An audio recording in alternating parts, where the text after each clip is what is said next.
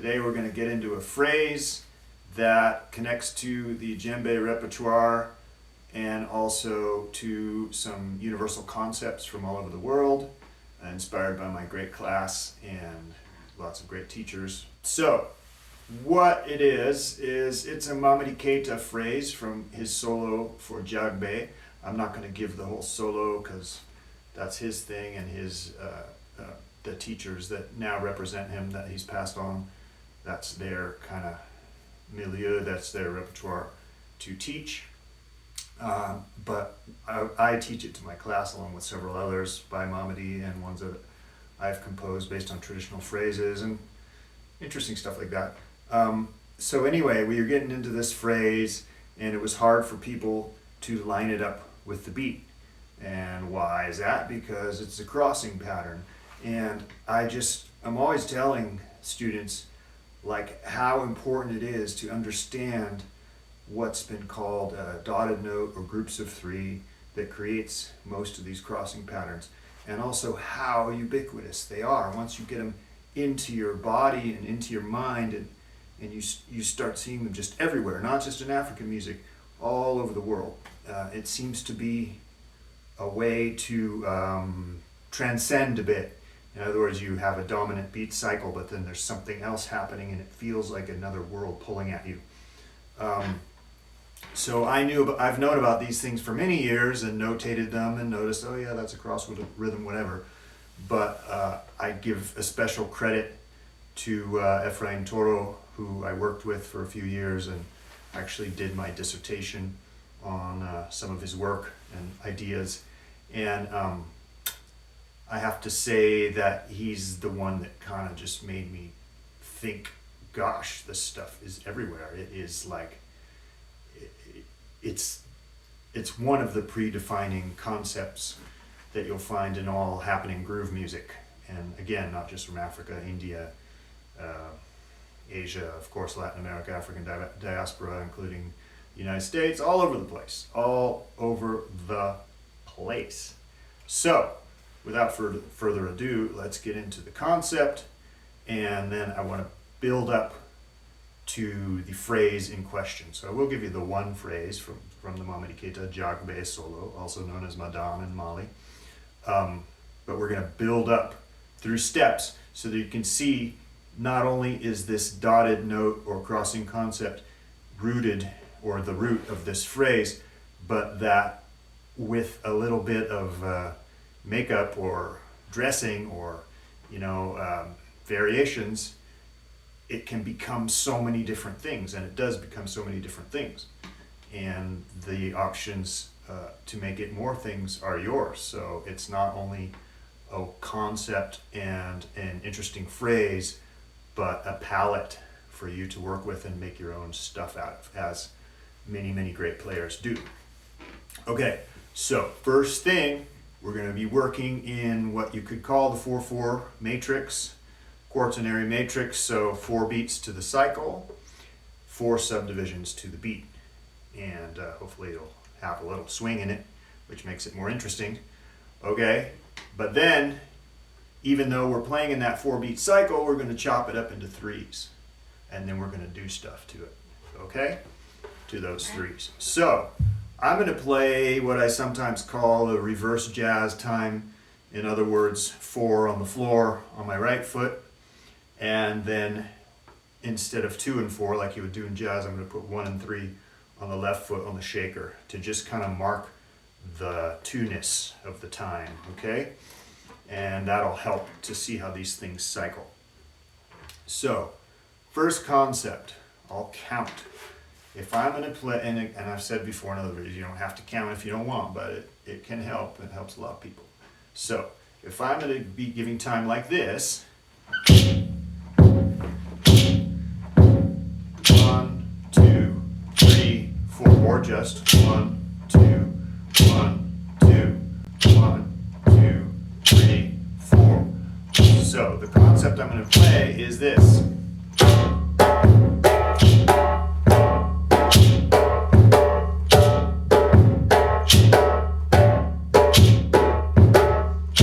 Okay, now I'll count it like I said. 1 yen, a 2 and a 3 yen.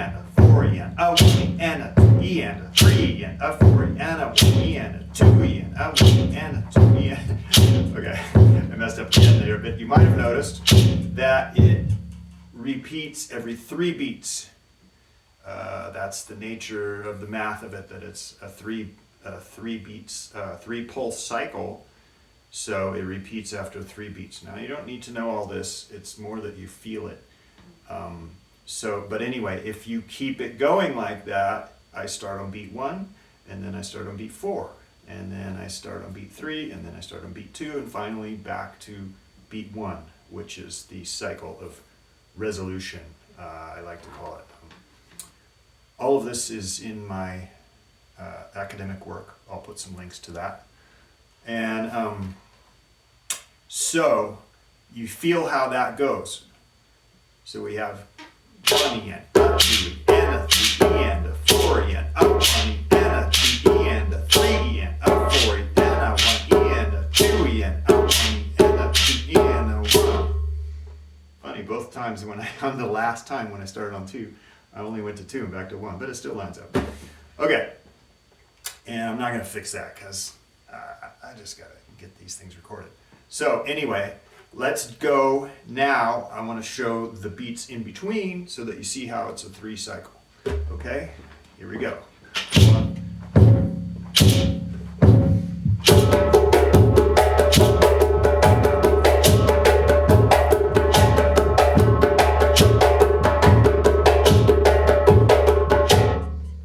So you hear I'm putting slaps on the accents, so I'm going 1, 2, 3.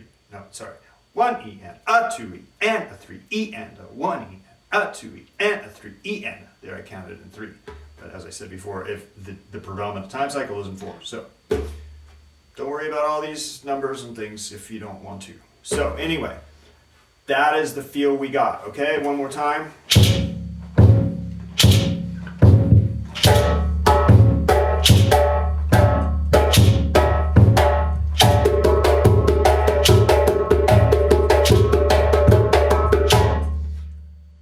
Recommend further study of this and going into the whole cycle and how it crosses all the way back to beat 1 in a 4 cycle. However, many of the instances of this concept you'll see in only a 1 bar cycle, and that's how it's going to work with the phrase that we're going to present, that we're going to get to. Although later in the same solo, Mamady does present one that goes right through the whole thing. It's kind of the culmination. So, as I said, it usually often resolves all over this music, all over pop music, all over R&B, Asian music. It often resolves in 1 bar by kind of pulling out, so to speak, or putting a little tag on the end. So, let's hear something like that.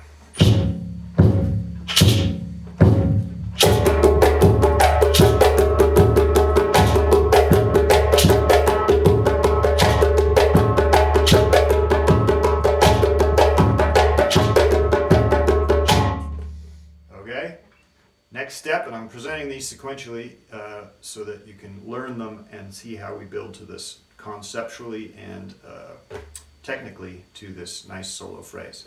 So you can practice each one, just pause the video, whatever you want, or you can just take it all in.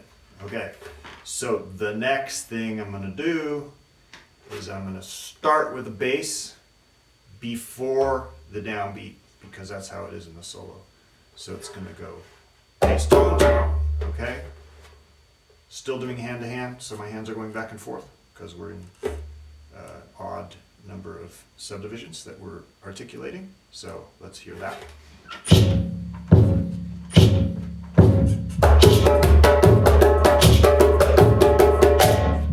Hear the tag, how it pulls out the end.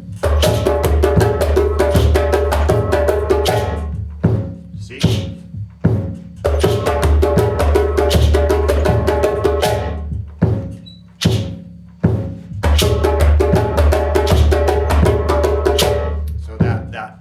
Feeling again.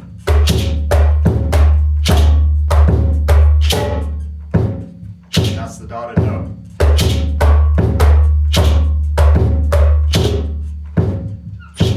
One more, 2 more times.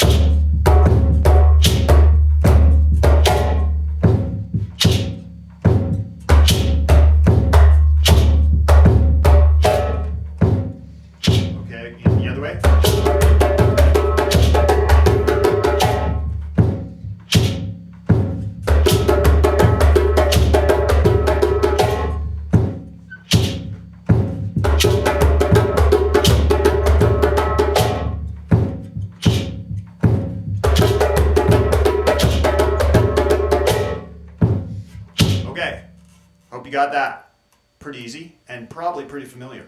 Happens all the time. Okay, so next thing I'm going to do is put all the basses on this hand, my right hand, even though it comes before the beat.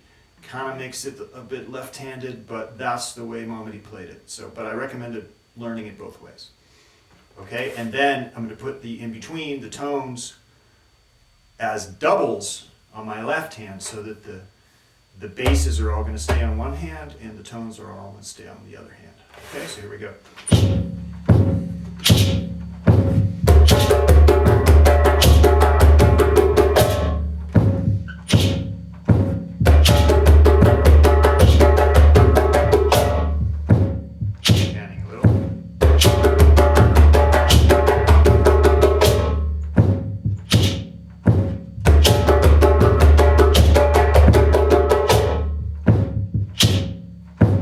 Okay, hope that's working out. So now I could go a few different ways because this phrase is going to go tone, slap, That's one way to vary, is changing the sounds. But I think what I'm going to do first, this is the way I did it in my class, I believe, is I'm going to now the reason I put two tones over here is that I'm going to fill in between those two on this hand. So then it's going to have like a roll, a flourish, an embellishment, so an ornament, you could call it. So that's going to sound like this. So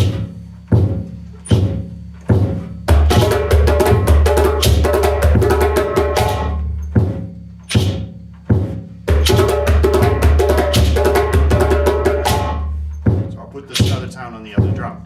Okay, too much talking.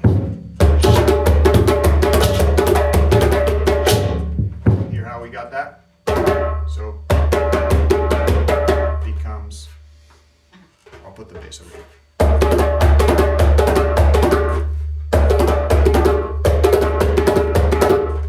Make sense? I hope so. This roll phrase is pretty common in soloing too. Okay, so let's do that one more time.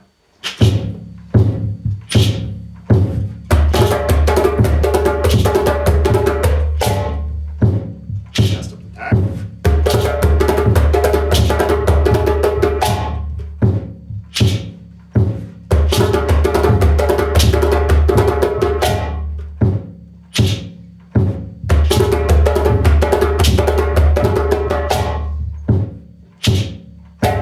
So, I'll just say again, don't forget, we're crossing the time. I don't recommend or suggest that everybody should be playing a setup like me with the feet. I do that to try and make the music really clear, and the thing that makes it so clear, so important, I say this every lesson just about, is understanding how whatever you're doing fits with the time. Time being here. Some teachers won't emphasize that, but I'm not going to go into that, but I've also met really good teachers who are from the African tradition and others who completely emphasize that. Like, if you don't understand with the time, it's not going to work. So, and I'm of that latter camp. You have to understand with the time. So that's why I'm giving you this. So again, I'm just going to repeat that bare bones, cross rhythm, group of three, dotted note, whatever you want to call it, and there are some other names, with the time. I'll just put it here. Oh yeah, starts before the beat, remember.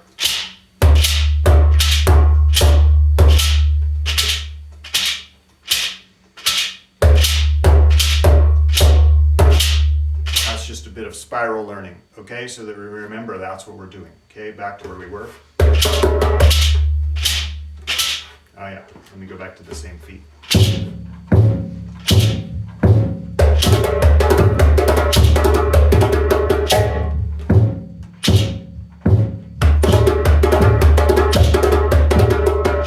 Okay, now all we're going to do is switch, we're going to alternate on the rolly phrase, tones and slaps, okay? So here we go.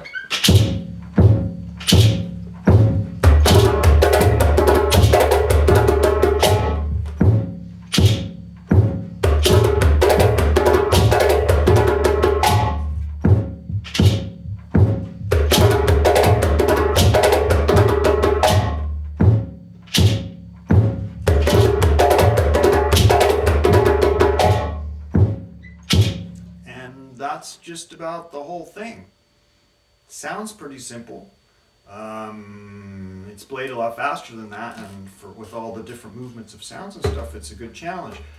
But it's not worth the challenge of trying to speed it up unless you understand how it fits with the time, crossing the beat. Okay, now I'm just going to do the whole thing a little faster, and I'm going to put in Mamady's stock kind of ride phrase for the Djagbe rhythm that goes with the solo. But like I said, I'm not going to recreate the whole solo, so just so it fits in context. Okay? Maybe I'll start with the ride phrase and then go into this pattern. Okay, so here we go.